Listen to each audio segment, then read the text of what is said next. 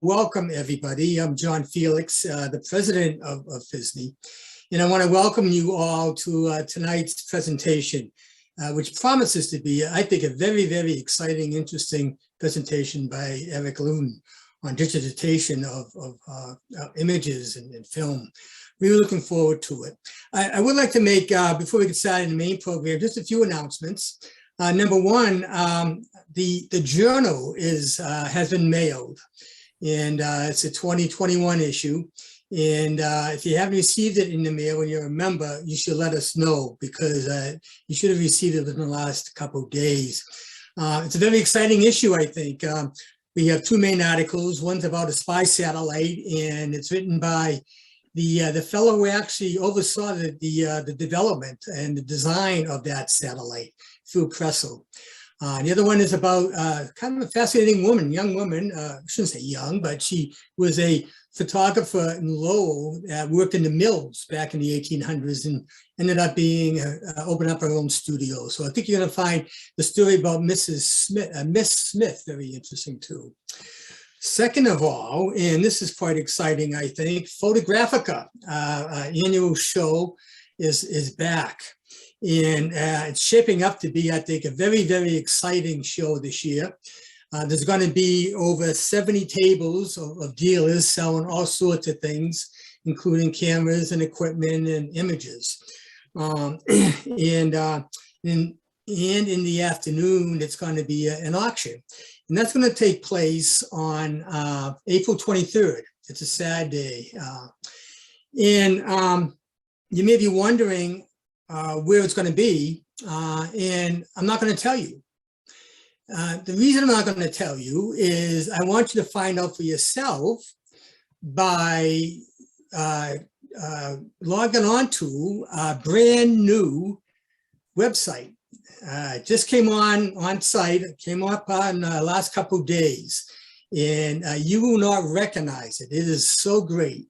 Now, some of you might know our old site was hacked into a few years ago, and actually through the efforts of Joe Walters, one of our members, he put together a very fast system site that we've been using the last 2 years to keep people informed of just basic information.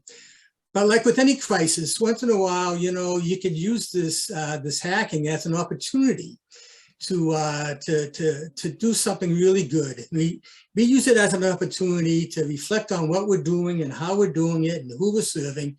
And under the supervision of Reich Lentz, he's come up with a fantastic site.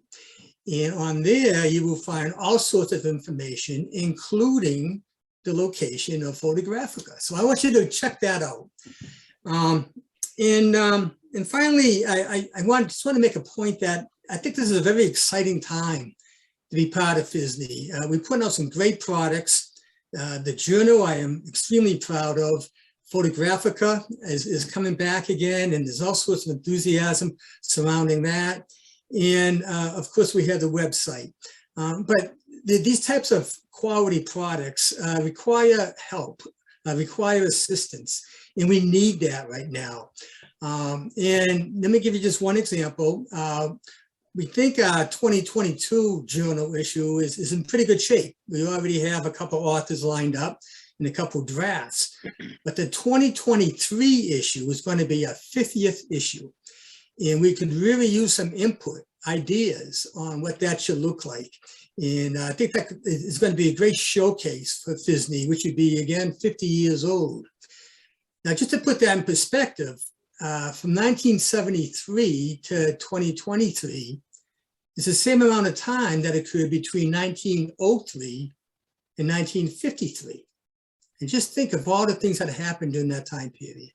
Well, the same thing, if not more, has happened in our last 50 years. We want to capture that, but we need some ideas and some help on putting those ideas together. So with that, I'm going to turn it back to Dana to introduce our main speaker. And thank you all for listening. Dana?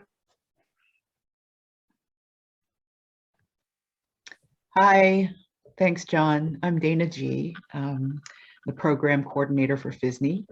And before I introduce our speakers, just a few quick notes. The screen, as you probably saw, is being recorded for YouTube, the active screen.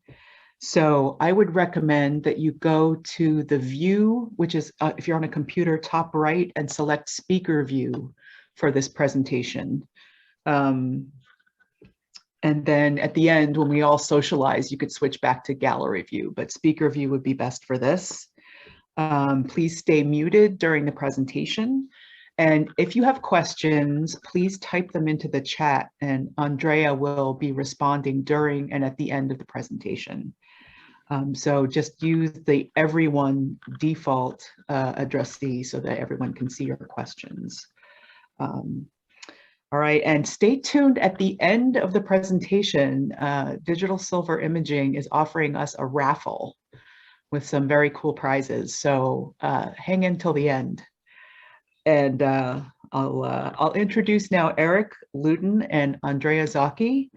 Eric's the CEO of Digital Silver Imaging, and DSI is the home of the Digital Silver Print, which is direct printing of digital images on silver gelatin paper.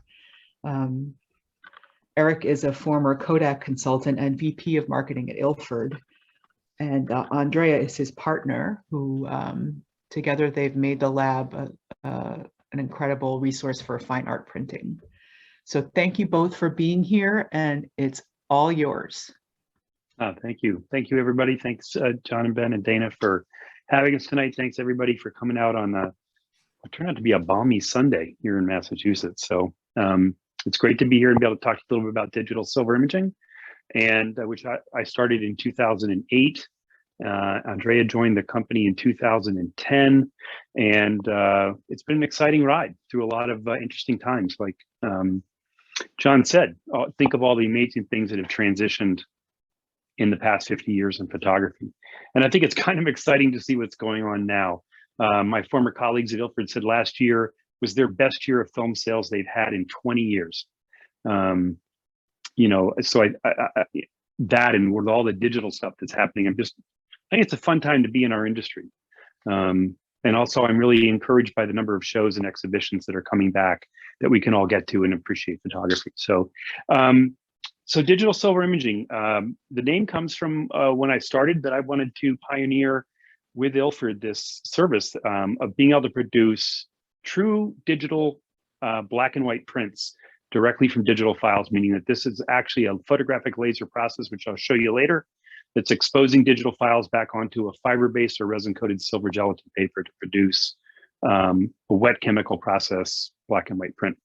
And so we've been doing that for a while. We do a custom color printing as well on large format Canon printers. We're Hahnemühle certified and Canson certified studio.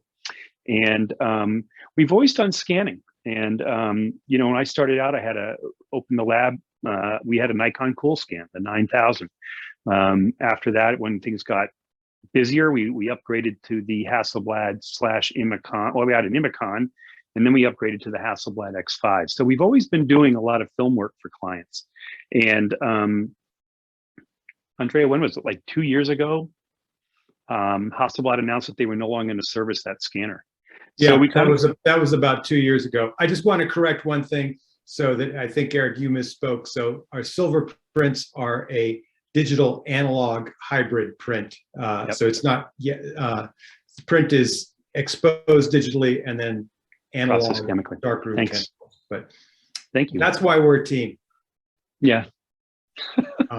Thank you. But yeah, Andrea. I think that was a big turning point for us when we heard that Hasselblad was no longer going to support the X5, and we were like, what are we going to do now?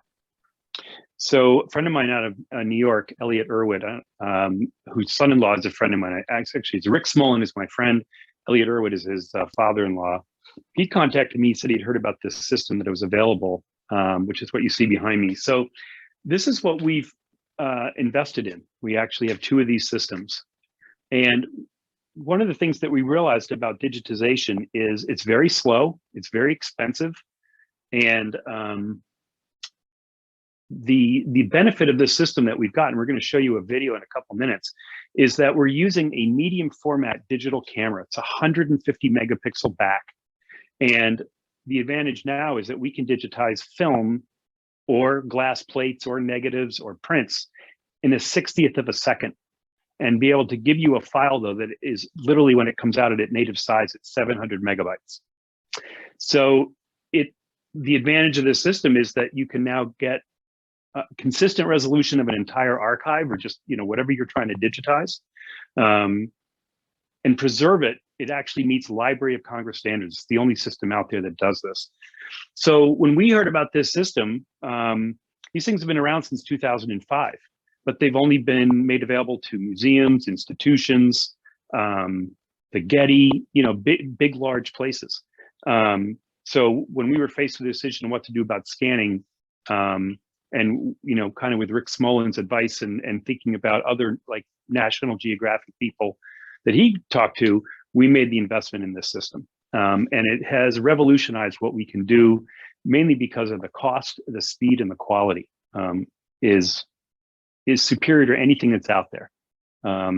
It rivals drum scanning. So drum scanning be the pinnacle of what you can do for digitization of 35 millimeter and, you know, up to 8x10 film. That can take over an hour. This is a 60th of a second, regardless of the format. So and what I want to add that I just want to throw in there, Eric, that drum scans do not meet FADGI 4 standards, which are the Library of Congress, because with a drum scan, you actually, the film, as you know, gets attached to the drum, and then there's a scanning fluid that gets applied. And each one of those steps is exposes your film to potential damage. So I think what I'd like to do is, so you can kind of see the system, and then I'll break down some things, is we do have a little short video that we produced. It kind of walks you through the whole thing. So I wonder if you could play the video for all of us. So sit back, grab some popcorn, and it's less than 4 minutes, I promise. Digital Silver Imaging, Instant Image Archive Service. The value of your archive of film, prints, and related documents depends directly on the quality, flexibility, and accessibility of that archive. Digital Silver Imaging's Instant Image Archive Service delivers drum scan quality digitization at a very affordable price. Our service can handle any film format, as well as flat prints and artwork, up to 20 by 24 inches. Your film is loaded into precision-made metal holders. No oil or fluid mounting is required. At the heart of the Instant Image Capture Service is a Phase 1 digital camera. The Phase 1 produces a best-in-class 150 megapixel capture. But high resolution isn't the whole story. Our system uses specially designed flat-field lenses and a series of extension tubes for proper magnification and consistent edge-to-edge sharpness.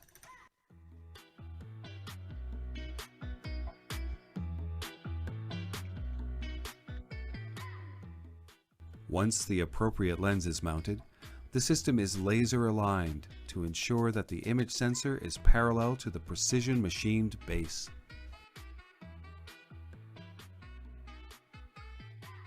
Lens cast calibration is used to guarantee even lighting with every lens and extension tube combination. The lighting we use is rated at 98 out of 100 points on the Color Quality Index, and our touchless negative holders and archival practices make our instant image capture service compliant with the Library of Congress's FADGI guidelines. This is a claim that cannot be made by drum scanning or other legacy digitization method.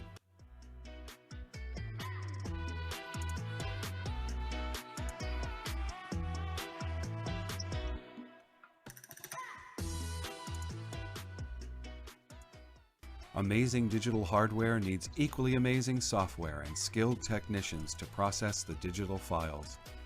To accomplish this task, we use the Capture One Cultural Heritage software application. A significant obstacle in the digitization process of color materials such as Kodachrome and C41 negatives is the conversion. These processes require specialized knowledge, a practical hand, and a large array of custom-built profiles.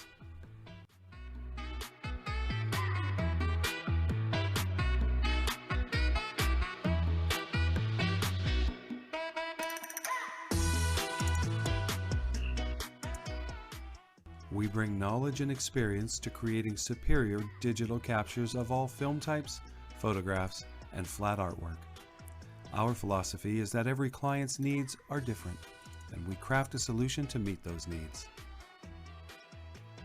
Our instant image capture service is ideal for photographic prints and flat artwork up to 20 by 24 inches. We start with a custom color profile for each piece of artwork using an X-Rite color target. When large files, color accuracy, and 16-bit reproduction are required, our service is unmatched. Our instant color capture service is fast and affordably priced, consistently lower than most quality art reproduction services.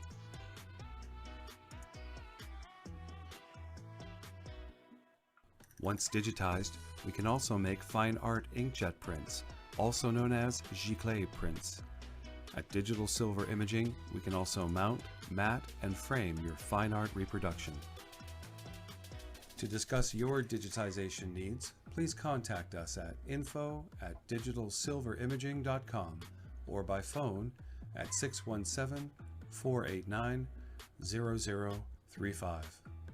Digital Silver Imaging, fine art printers, mounting, matting and framing services, digitization, and print delivery worldwide. Digital Silver Imaging, the fine art of printing in a digital world.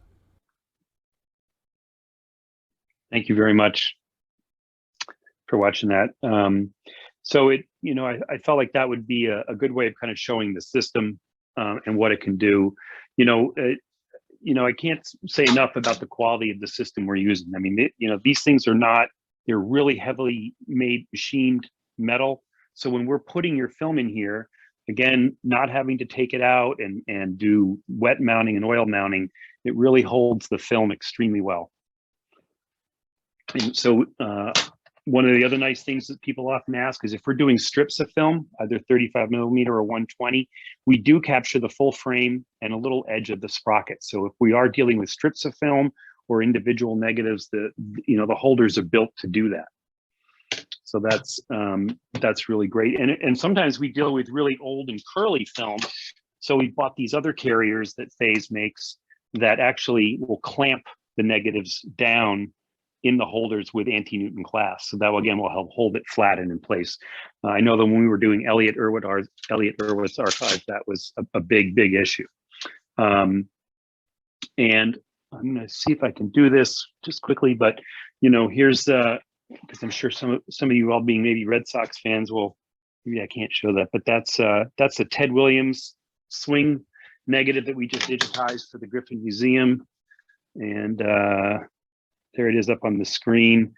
So again, what's really nice when these files come out of here, they're 700 megabytes each. So you get an extremely large file that took a 60th of a second to capture.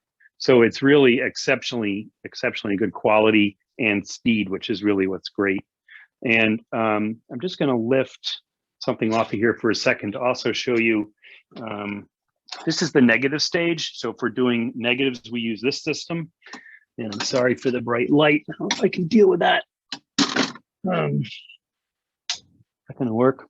Yeah, so what's on here now, which I probably can't show you very easily, but these are glass plates. So just, I'm sure with some of the archives that people are dealing with, when we do glass plates or other things, we literally shoot straight down on this color calibrated light box. So if you have autochromes or glass plates, we've done a number of those as well. We've worked with the Historic New England collection. We've worked with other archives as well, and just individuals who have brought in stuff that they found in their attic. We had a client come in the other day with 40 beautiful, great condition glass plates recently. I was stunned, and some autochromes. What about, Eric, have we ever done any lantern slides? I don't know why it would be a problem. Yeah, no, I mean, we did, I just had, actually one of the ones on here is, why am I dropping the thing where you have two images side by side? That's not a lantern slide, is it? We just had a question about that from Eileen. Yeah. Yep, so stereo does as well. Yep, we really can do any kind of film or flat artwork. So I had that, Eric, I'm going to jump in because actually it's really great that you have that going on because we've already had a couple of questions about that. If I think if you're in the area, near Belmont, you can call us and set up an appointment to bring to bring in your work and we can look at it and then give you a quote. Or if you just want to get a general idea, I think it would be a good idea just to snap a picture, you know, with your phone and send that in an email to info@digitalsilverimaging.com. And then we can get a general idea of what we're talking about. Yep. But yeah, I mean, that is one of the beauties of this. Again, it's the glass plates that the resolution is so good. You know, again, just being that the sharpness of the lens. The other nice thing is that, so we, depending on the size of the format, we're shooting at f11. So there is some depth of field that this system is able to accomplish that you might not get with a flatbed scanner, right? Because you don't really have a depth of field on a flatbed scanner. But this being shooting at f11 does allow us to do some depth of field. And then again, as we were saying before, you know, depending on the size of the format, you know, we do work with a series of these extension tubes, and the extension tubes, depending whether it's 35 millimeter, 120 or 4x5 or 8x10, we have, and then we have a second lens, which is another Schneider flat field lens that allows us to do fine art work up to 20x24. And then the software is, as what we were saying, is the other really great part of this, is that Capture One is for those of you familiar with Phase and Phase One cameras, the Capture One software is an excellent tool as a raw processing tool. But working with the Library of Congress, they've added this whole cultural heritage component to Capture One that is not readily available to people or to individuals. So again, what's in the cultural heritage software are some of those custom-built code, profiles, especially for Kodachrome, C41, and other kind of issues like that. So it really does make the process on our end a lot easier to deal with by doing that. So I'm wondering if people have other questions right now about the system, how it works, and if you're already scanning or digitizing, that, you know, in terms of what system you're using, you want to ask us about that compared to this. Happy to discuss that. Andrea has also put together a chart on our website. Andrea, maybe you could post that link to that chart that you developed, where we did some research doing some comparisons to different scanning methods, pros and cons, and things like that. You know, one of the biggest questions we get, well, how does this compare to me, you know, doing this with my Sony A7R or my Nikon and a macro lens? I will tell you that it's edge-to-edge sharpness, and that these flat field lenses are exceptionally good, and probably better than the setup that most people can do. And if you're looking to digitize just a few pieces or a collection, you know, the speed and the cost that we can get this down to are really, really pretty favorable. So that's a big reason to do it. And obviously, you know, the question comes down to, you know, why digitize? Like, what am I doing with my collection?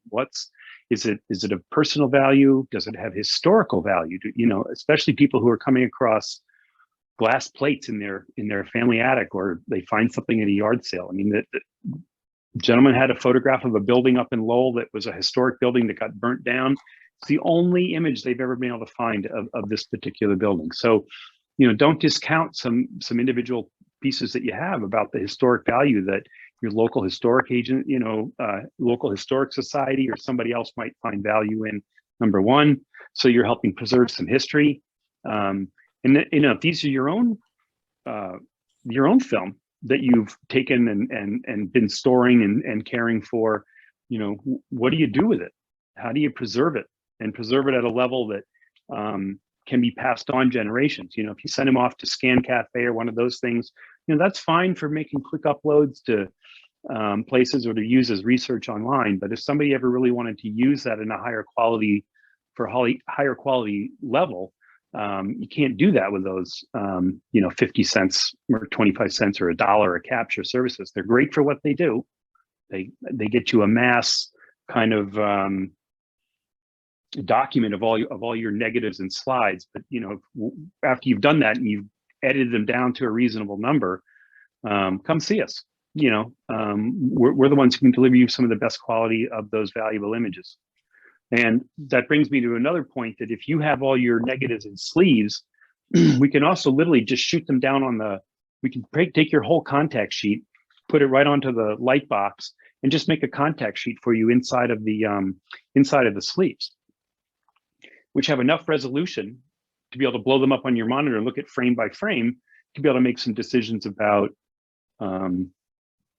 particular images you would want individually digitized. So we can do that as well. So I'm just going to get a drink of water, excuse me. Yeah, so I just want to chime in here, Eric. That chart that you mentioned, that's in our white paper, but we'll get a link to that on our site soon. But basically it compares that. But we did have a question here, another question from Eileen, which is a very good question. And she asks, so do cameras get edge-to-edge sharpness, ? I was chatting about scanning the other day because I wanted to buy a scanner, and these film photogs thought a camera was better than a scanner on the market, than any scanner on the market. So when you talk about edge-to-edge sharpness, maybe you could, elucidate about the flat field lenses. Yep. So a couple things. Scanners have always had what people call a sweet spot, which tends to be in the center of the scanner. Especially with like the Epson B750s, 800s, 850s, Microtech, any of these other scanning things, you could always sort of see if you try to do a whole sheet or a whole bunch of negatives, the ones on the edges definitely were not as sharp as the ones in the middle. And that has been a problem with scanning for years. Cytex did come out with a really revolutionary scanner in the 90s that kind of dealt with that issue. But again, you can't find those, they're not serviceable. And in terms of cameras, they tend to not, they're not unless you get a very specific dedicated macro lens or a flat field lens. Your regular lenses that you're putting on your cameras today, they aren't flat. They aren't intended for flat field, meaning a flat surface. So the Schneider lenses that we're working with are designed specifically for this application. They're designed for flat field copy work, and that's it. They're not meant to be taken off of here and then put onto a digital camera and making photos out in the field. So yeah, even like the Nikon 60, which is a macro lens and is a very good flat field lens. It's actually excellent for reproducing artwork on a large scale, like if you need to set up a digital camera. It's not a true flat field lens like the Schneiders are, which are, like Eric said, specifically designed for art repro. I also posted in the chat, Eric, I posted a link to a blog post we did comparing our digital capture on our phase camera to an actual drum scan. So if you go to that link, you can see the comparison between the digital capture and a drum scan. I think you'll see that there's almost virtually no difference. I mean, there's slight differences, and those can all be accounted to and kind of the way the image is captured as far as tonality, but as far as sharpness and resolution, it's just as good. Looks like there's some other questions that I can see here. So someone asked about sheet film 4x5, 5x7. So we have holders for 4x5, which I was showing you here with this. I have this, copy. This is a 4x5, a copy chrome of Ted Williams. Anything over that, we use. We have this really nice custom made 8x10 holder. So, and this has anti-Newton glass on it. So we use that for larger sheets. And then pieces larger than that, I said what we've done is literally just put them right down under a piece of glass directly onto the whiteboard. I know this camera sometimes doesn't hold focus, so maybe your benefit because you don't have to look at me. I'm not quite sure what's going on. So that hopefully that answers that question about sheet film. So yes, the answer is we can do all sides of sheet film. And there's another question here from Anna about cultural capture heritage CH version 2.0. What was Anna, maybe you could unmute and ask that question. I'm not quite sure what you mean by that. Anna, are you there? I don't know if Anna's there because I'm not sure what her direct question is about. Well, yeah, go ahead. Hello, sir. Hi. Can you hear me? Hi. Yeah, I can hear you now. Hi. How you doing? Good, my thanks. question was about which software version of Capture One Culture Heritage you were using? Oh, well, let me find out.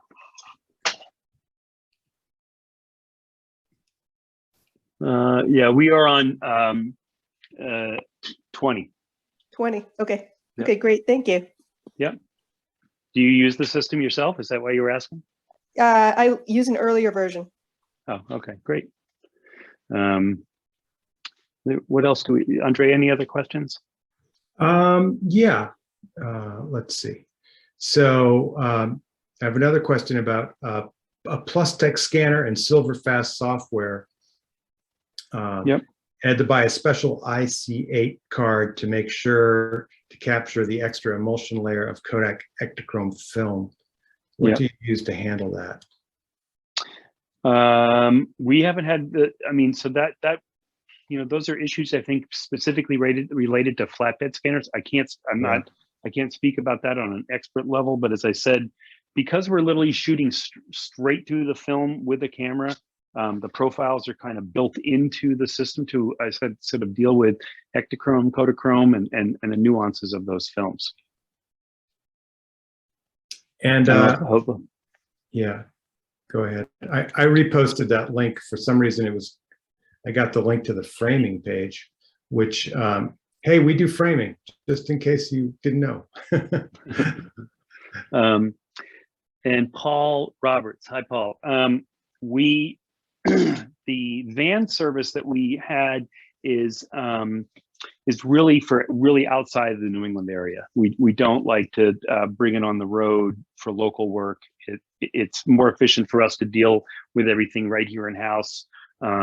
So it's contained. It's more dust free.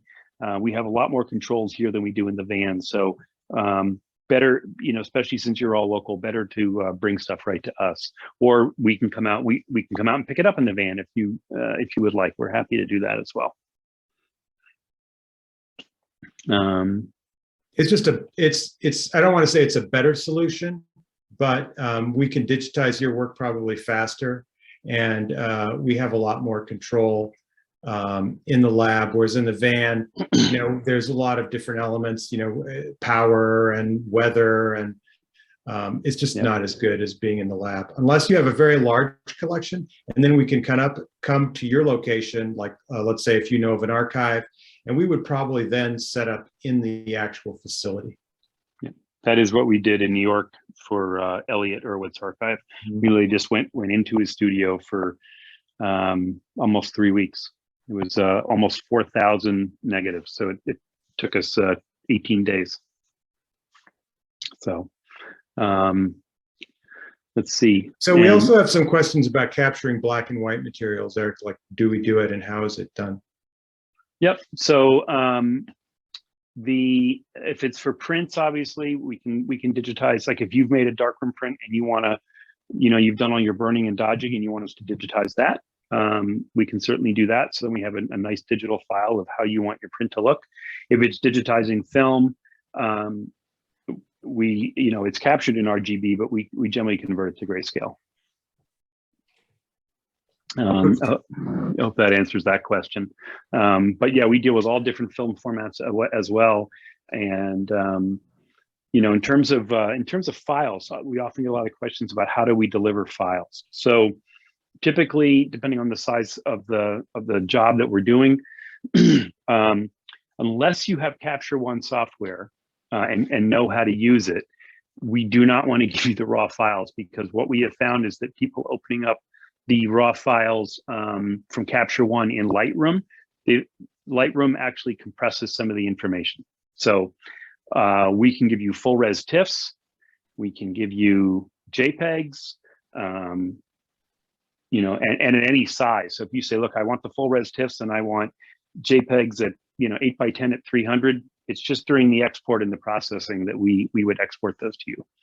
And again, depending on the size of the images, the number of scans that we did, we can upload those to you via WeTransfer. So you just got a secure link and you can download the files.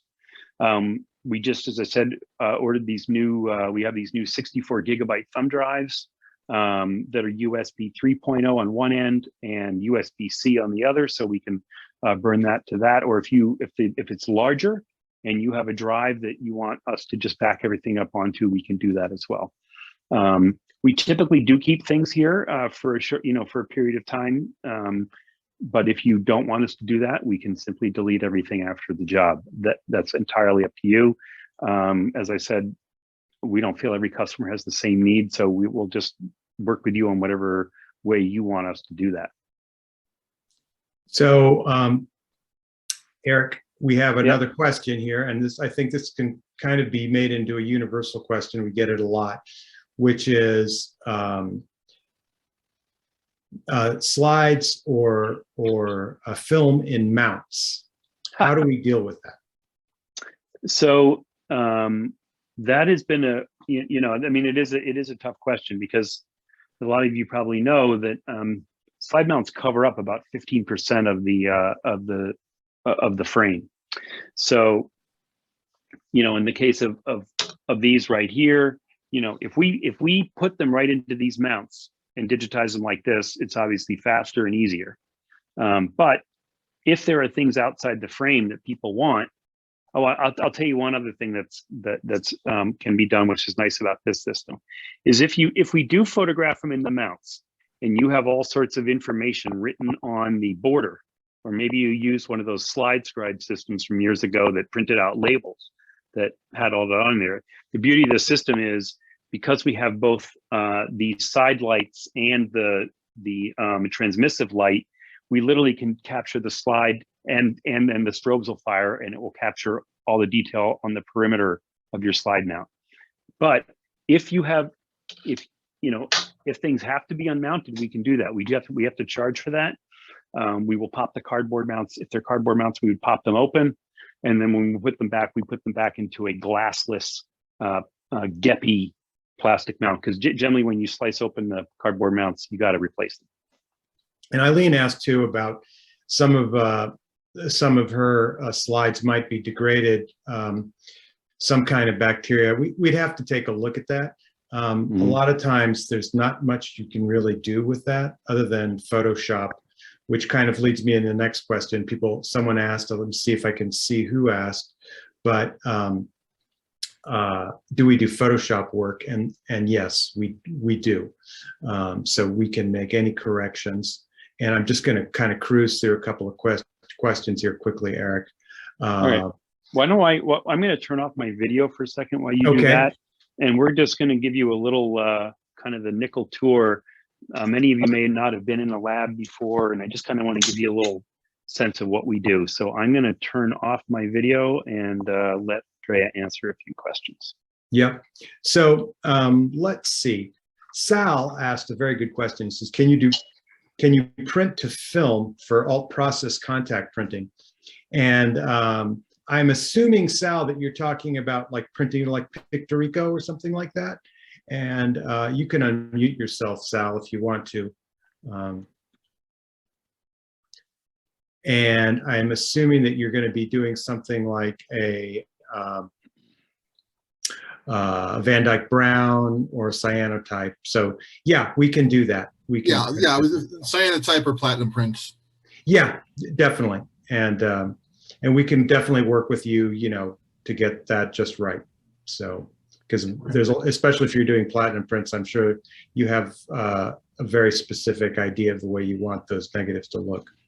Yes, definitely. So what do you use to print to film? So hold on, I might want to dive in if I could for just a clarifying question. Sal, are you looking to make actual like Kodak film negatives or digital inkjet negatives? Whatever I can use to print to make a cyanotype or platinum print. I don't actually really care what type it is, but okay. So because some people, there is, back in the day, there were these things called film recorders, and you could take that digital file and put it inside what was called a film recorder or an LVT, and it would actually, everyone would say, burn a whole new sheet of film. So it would take that digital file, expose a sheet of film, and then you'd end up with a sheet of film. That process today, there are very few places doing it, and you know, the biggest negative I think you can get from that process is an 8x10. Oh, okay, that's okay. A single 8x10 sheet of film from a couple of the places that we work with cost about $250. So what most people are doing is using Pictorico film, which is an inkjet film, and we can print that right on the large format printers, and then we can make, you know, negatives of different size. So if you wanted to make, you know, 16x20s, 20x24s, that's a lot easier way and a much less expensive way to do it. So I just wanted to be clear, when you asked about making film, people have wanted to do both. And yeah, I was thinking of those film recorders. I wasn't aware that they were sort of not being used so much anymore. Yeah, I mean, basically because of what the machine I'm going to show you in a couple of minutes, they've really become obsolete. Fine. Yeah. So anyway, I'm just going to give you a quick little tour just so you understand kind of, in addition to some of the cool digitization stuff, what we do. So I'm just going to kind of start, I'll walk you through. So we use the Canon professional printers. We have a 44-inch on this side, and then the big beast, which is a 60 on that side. And essentially, we do work a lot with Canson and Hahnemühle papers. So there are, you know, and I would say predominantly Hahnemühle, but we also love the Canson papers. So, and then, sorry, to swing back, I'll try not to make you dizzy. So this is our big 52-inch wide custom built black and white paper processor. It only has black and white chemicals in it. So that's just what happens is on the left-hand side, the paper is loaded in a darkroom. It goes into a tank of developer, into a tank of fixer, and then 4 washes. So that by the time it comes out, it's gone through, it takes about 18 minutes to do the whole thing. And you end up with a beautifully processed black and white print. And those, if they're on fiber-based paper, get put onto these screens here that are then air dried overnight. And those of you remember printing in the darkroom, especially in the winter, we have nice curly silver gelatin prints. You know, some of these could be from film scans, some of them could be from digital. One of my favorite new clients, the Dude. And so, yeah, so that's obviously a scan from a wide lux camera. So then going back to the lab, this big machine is our mounting press. So that's how we mount prints to a variety of materials, like you may have heard of gator foam, or this material here called compound or dye bond, aluminum. That's how we do that. It's so we don't do any dry mount tissue anymore. We simply use a neutral pH adhesive that gets mounted onto a board, and then the print gets mounted to that. And swinging back around this, we have a mat cutter that will cut mats up to 40x60. It's beautiful, does a beautiful job, 4-ply or 8-ply. You simply get to punch the numbers into the computer, and it does a beautiful bevel cut every time. And some of our work that we're doing now that's being trimmed, so that's some of our pigment prints, our fine art inkjet prints. We trim, everything is inspected by somebody, and they don't just come out of a machine and get loaded into a bag. It's all being inspected and hand trimmed. So I'm going to take you into, yes, this is a darkroom. Hopefully this will do its thing. So that is what's known as a light jet. And a light jet is a photographic laser enlarger. And these things have been around since the 90s. The other type of equipment you may have heard of is called a lambda. These are both laser enlargers. And what happens is paper gets loaded into the front of that machine, and 50, you know, generally 50 inches wide. It gets wrapped around a drum, and then a laser assembly moves from the position where you can see on the left-hand side through the system laterally, and it literally is exposing the paper line by line. So you get a very precise, I'm sorry, this is not focusing again. You get a very precise exposure, completely continuous tone, and then in total darkness, the paper comes out of the light jet. And it's still not focusing, Eric. Oh, no. There you go.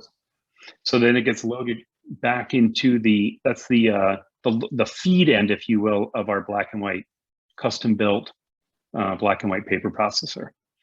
So we can print on, those are some of the rolls of fiber-based paper that we use, which is based on the old Ilfebrome gallery emulsion.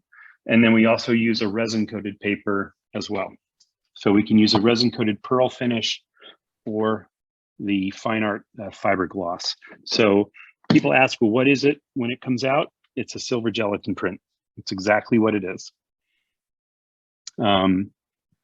So we do a wide variety of things here. I got a great crew of 7 people, and all very dedicated. Everybody that works here has had some degree in photography at some point in their life, and whether they did a undergrad or a graduate degree, I have a team of people that's really committed to photography. So I feel very fortunate that we've got that kind of crew here.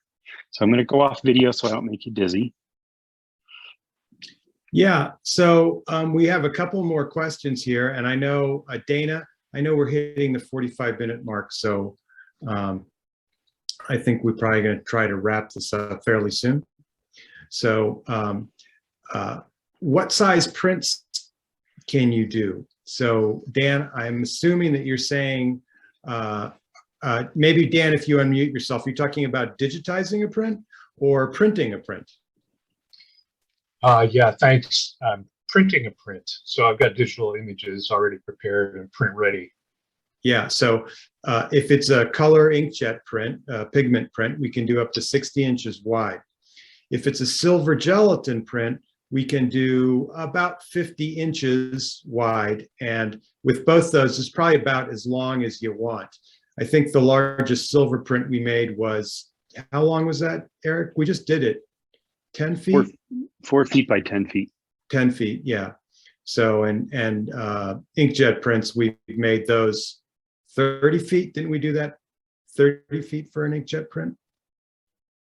Yeah, down for Photoville. Yep. Yeah, 60 by 30 feet. So Are they capable of being toned after printing? The silver prints, yeah. So the silver gelatin prints, we can tone. We do selenium toning on, the largest prints, and we can do sepia toning.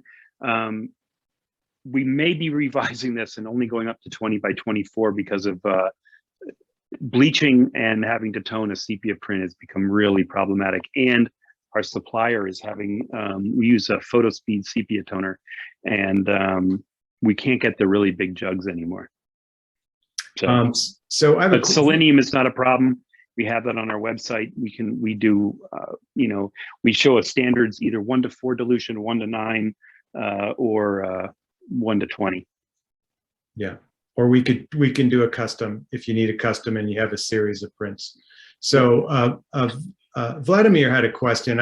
Vladimir, can you unmute yourself? Because I want to get some more details about your Polaroid question. Hi. Hi. Hi. I'm here. So tell us about, you want to restore a very old Polaroid. So when you say restore, tell us about, what that would entail. Like, what's wrong with it right now? Well, it's really old one, and the emulsion is actually chipped. Mm-hmm. Right. So yep. I think, well, I do not have that picture. This is a picture of my my friend's husband who passed away about 20 years ago. So on that picture, one of his eyes, sorry about that. It always happens. Yeah. One of his eyes is missing. Mm. All right. So the question is if you can restore that and maybe make a printout of that, Sure. or maybe just digitize it, whatever you can do will be appreciated. So do you have the Polaroid in your possession? No, it's I don't have it. Actually, they live in New York, so maybe they can contact you in New York. We'd have to, yeah, we would probably do what Andrea suggested, which is take a picture of it with their, their camera phone or whatever, and email it to us at the main address. And we can kind of, that way we can kind of have a conversation over the phone before they go to the effort of sending it. So we can sort of say, yes, we think we can fix it. You know, I mean, literally it might mean cloning some of the eye from the eye that's good over to the eye that's bad or non-existent. You know, I mean, Photoshop can do some great things, but it always depends on the quality of that original. All right, thank you very much. I Sure. will try that. And if I will be able to get the original picture, may I just come over to your place? Because I live really close. I live in Maryland. Yeah, just, that's fine. We're still, to be very honest, we know the COVID protocols. We're asking people just to call ahead and make an appointment. We're just trying to limit the number of people in the shop at the same time. So just give us a call ahead and say, you know, we're never saying no to anybody to come in. We just want to say, oh, we've got someone coming in at 2. Can you come in at 3 or something like that? Sure. You know, so, yeah, that's fine. What year, All right. Vladimir, was the picture from? Do you know what year it was from? What year? It's Approximate. really hard to tell. It's about 40 years ago. Mm-hmm. So it was a 50s or 60s era Polaroid, probably? Something like that, yes. Yeah. Mm-hmm. Okay. Yep. Thank you. Thank you.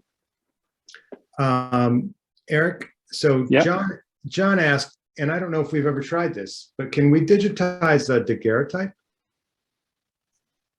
It's really, it's challenging. Yeah. Because of how the nature of the surface. I do know that the folks that we bought the system from have helped us with something similar, and I would have to contact them about digitizing daguerreotypes. But I'm more than happy to do that, and I'm going to make a note of it. And if you email me at the main email and just send me or Andrea can post our emails in there, that would be great. Yeah, I'll repost it.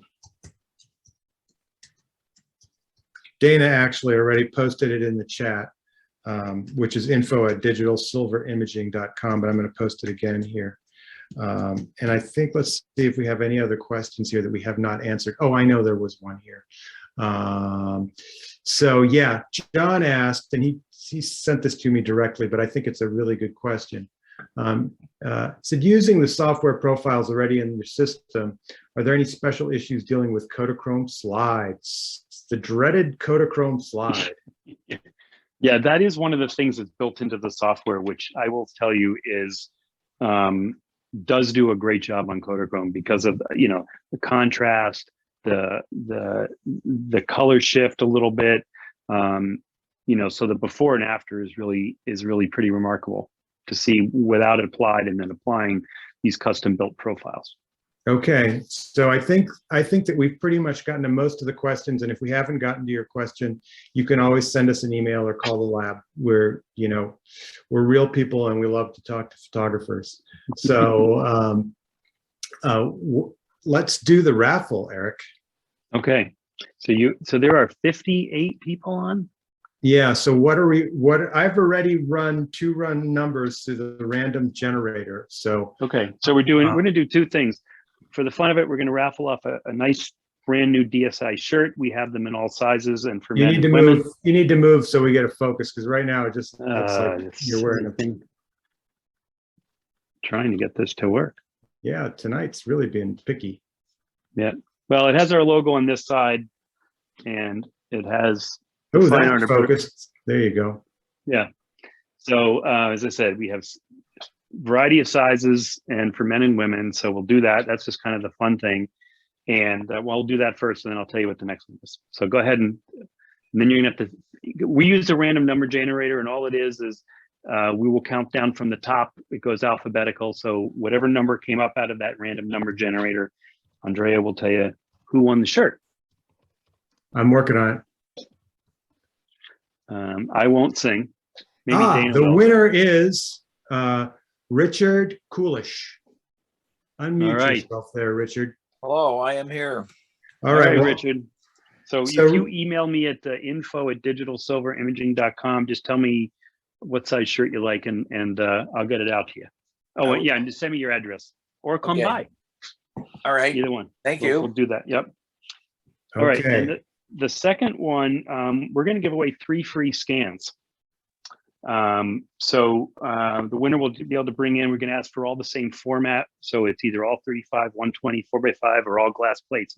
The reason being that every time we change filled formats, we have to recalibrate and move this camera system up and down. So I would ask that if you take advantage of it, whoever the lucky winner is, you got to bring in 3 of the same. So who is our lucky winner? The lucky winner of the scans is Rick Lent. Rick, you there? Unmute yourself, Rick.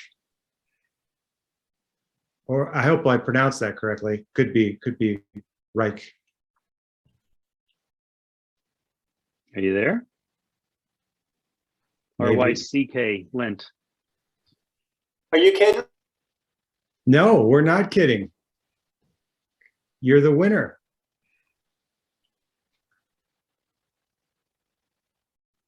Nope, we lost him. We lost him. Reich is back on mute here, but I'll do his acceptance speech for him. He's going to be absolutely. He was the one who launched the website for us, so this is fitting reward for him. That really great. worked out. Great, thanks everyone. Yeah, so that's great. Okay. So yeah, Reich, I hope I'm pronouncing your name right, but we'll be in touch with you, and or just send us an email so we have your contact information, and we'll talk to you how to do that. So I hope this has been informative. I hope if you didn't come up with the question tonight and you wake up at 3 this morning, you can jot it down and email us in the morning. That's totally fine too. But we're here as a resource. You know, I've been around since this photo industry in Boston since the mid '80s, and I'm really grateful to still be here and still doing what I'm doing. I love our industry.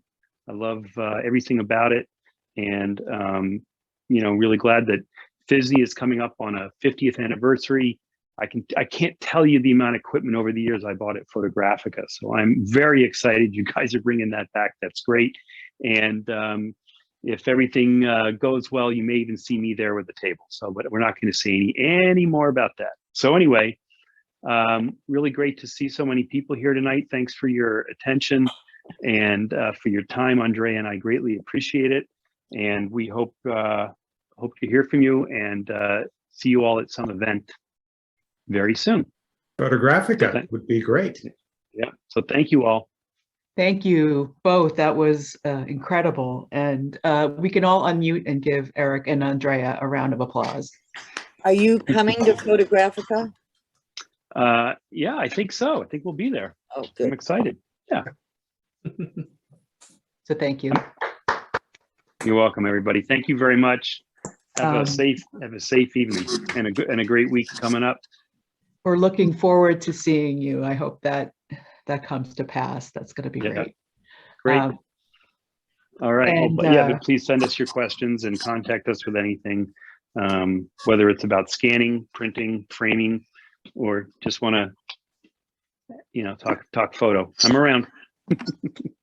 Thank you. John, thank you, everybody. Dana, thank you. Yep. Dan, Ben. Yep. Thanks, everybody. Thank you. All right. Yep. Yeah. Go ahead, Dana. You have something? Yeah, there's just a few quick announcements before we close that we're not having a Zoom presentation next month because we're preparing for Photographica. However, in May, Phil Pressel, who wrote the journal article on the hexagon satellite camera system, is going to be our presenter in May. And because we've been doing Zoom meetings for so long, we haven't been able to, as we used to with the in-person meetings, do a member show and tell, which is when people at the meeting would just briefly share a camera or an image or something.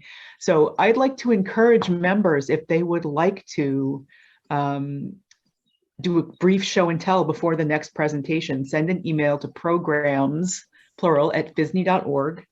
Please check out the new website. It's incredible. And if you're not a member, you can join and you can get a copy of the journal under publications on the website. That's pretty much what I wanted to share. I can't thank you guys enough. This has been amazing. Can you put the email in the chat, Dana? Sure. Thank you. Up. The chat has disappeared. Hang on a second. Can I ask Eric one quick question? Yeah, go ahead.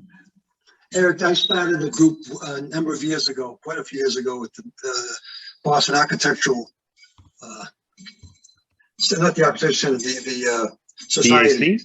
Yeah, Yep. and I started the Architectural Photography Network. Did you show up at some of those meetings? Yep.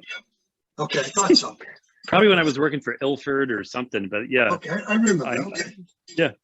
All right, good. Yeah, it's hard to kick me out of this town. People have been trying to run me out of town for years. It hasn't worked. Mm. You But guys, thank you. Thank you very much. Thank Glad you. to be here. Glad to be of service. Let us know what we can do. Yeah. Thank you.